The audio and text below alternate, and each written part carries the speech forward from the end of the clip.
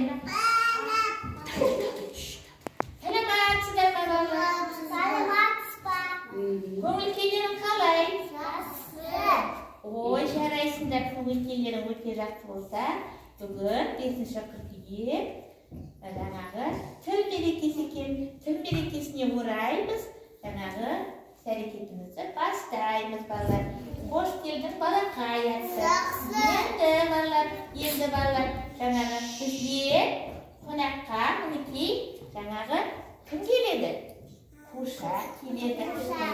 Сонда жаңағы ер бала, қыз бала қуыршақ келеді екен. Біз қайда тұрамыз екен, балалар? Қазақстанда тұрамыз екен.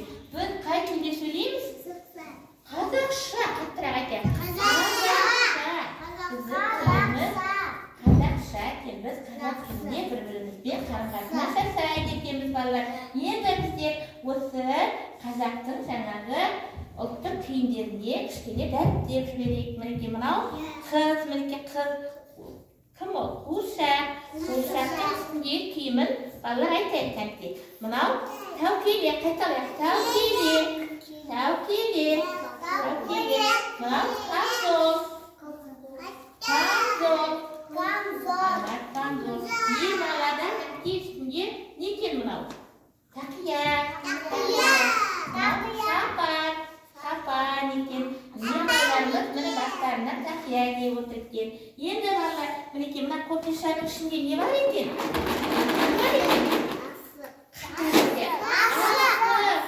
Асықты біздер қойдың асық жілігінен жасайды екен, балалар. Асықтар әртүрлі болады екен, мінекей мынадай әртүрлі асық. Мынау қазір мен сендерге асықты бір-бірден қастарына қоямын.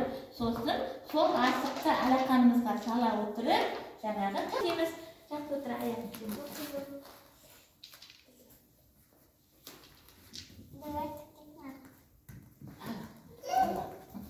Енді балалар, мына асықты